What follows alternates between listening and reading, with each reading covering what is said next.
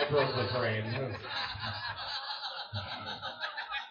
You guys ready for another comic? I did a juices joke in Holton. I know, I'm testing the line. All right, you got 2 comics left. We got enough energy to make it? Yeah! All right, ladies and gentlemen, put your hands together for Ron Stark.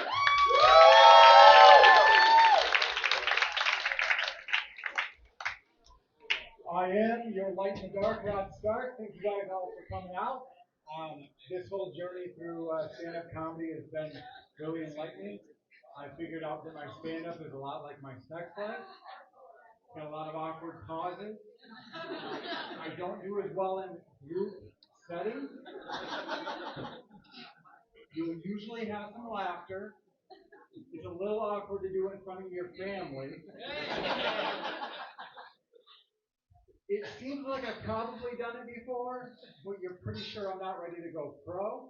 And I'm just happy when somebody stays around until I finish. Now, both with my sex life and stand-up, it's wild to think back on where I started to where I am now. With sex, I actually, like most kids back in the 80s, or that were born in the 80s, I learned about sex on a playground from when I was a kid. So here we are, 5th grade, huddled around each other, and Travis, our kid that got held back a couple grades, let us know what sex is all about. He let us know that he had sex with one of our other friend Jason's older sisters, and Jason's sister had boobs. She was in the 8th grade, so obviously she was sexually active. If you had boobs, she was sexually active. So we had a lot of questions. We hadn't gone through health class yet, so we're like, how does this work? Like, I've seen some pornography on Cinemax late at night, but how does it work for the first time? And he's like, it's really hard actually. It's so tight, you can't get in there at first until you get a Woody. Another kid piped up, what's a Woody? Like, what do you mean Woody? He's like, I didn't have one. I'm still in middle school. So I borrowed my dad's out of his dresser, and I shoved it up in her, and I pried her open. And then we got going to town, and he said, I got kind of bored in the middle, though, so I just decided to pee and called it a day. But I'm a little nervous because I haven't seen her in a week or 2, and I think we might be pregnant. So for the next couple months, I was fearing that I was going to have to figure out how to get money to buy a Woody or borrow my dad, until we finally got to the reproductive unit in health class. And then we found out that Travis was full of shit and that there were magical things about sex, including masturbation. But I don't know if you remember health class, they didn't do a real good job of explaining it. So it took me years to figure this out.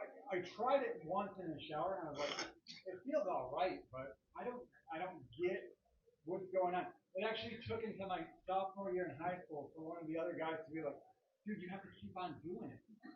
It feels great. So then I figured out that magic. It is a little awkward telling sex jokes with the first person you ever had sex with. This is my high school sweetheart and baby mama Jen, as well as the last person I've had sex with, my beautiful wife Wendy, who is a Air Force veteran. So thank you for all the vets out there. As I said, I'm married to Wendy. We just celebrated our 2-year anniversary. With marriage in general, especially ours, it was probably considered a bad bet, but I come from a long line of degenerate gamblers, so I was willing to give it a try. We met on Tinder. We both swiped right. She was convinced that she would never be in a long-term relationship, more or less get married. But I wore her down over time, and she decided I was the weirdo for her. But especially when you look at the way we were brought up, on paper, we don't belong together at all. She came from a really conservative family. They didn't even have a TV. They were super Christian. She went to a private school. Her parents never yelled at her. When she got to the Air Force, she cried because her drill instructor yelled at her. So she came from a super, super sheltered life. they also would house these guys from the ministry, their local ministry. And when she told me that, I was like, how in the world did you bring all these strange guys that are religious in your house and not get diddled as a kid? Her and her sister, I was like, how did you not get molested? And then she showed me their childhood pictures, and I understand they were safe. Thankfully, she grew into her looks, and now she's gorgeous. But let's just say, when she mentioned that we should have met when we were younger, it's not mutual. We needed to grow into each other. On the opposite side, I came from a not so conservative and not so, I wouldn't say they weren't loving, it was just a different situation. I'm the oldest boy, oldest son, and from a young age, my mom was very clear. She wanted a son. The first thing she wanted was a son. Not me in particular, now that she's but she was super excited when she found out she was pregnant. She was having a boy. She named me after my dad. I'm Rod Jr. Super excited. 2 years later, they get ready to have their second child. She was convinced she was going to have a girl. That was her dream as a kid. When they get married, and have one boy, one girl. So they go in, have their ultrasound, find out they're having another boy. My mom cried and cried and cried. She did not want my brother. My dad convinced her though, hey, two boys is still good, and we'll try again. And she, no. As soon as I go in for my checkup, after Justin, my brother, I'm having my tubes tied. Well, this was the 80s, and they would not let her get her tubes tied. She was too young, couldn't do it. So after arguing back and forth with the doctor, he said, I'll make you a deal. You come back in 1 year. If you still feel this way, we'll tie your tube. And she's like, okay, fine. No problem. So she showed up like clockwork 1 year later. And the doctor says, okay, no problem. We'll tie your tube. First off, we've got to give you a pregnancy test. And she said, oh, that wasn't the deal. I don't need a pregnancy test. I definitely just rip it out, get it out. I don't want any more kids. I got two boys. They're hellions. I don't need anything else. And he said, it's fine. I'm sure you're fine, but we got to do the test. So, sure enough, got the pregnancy test.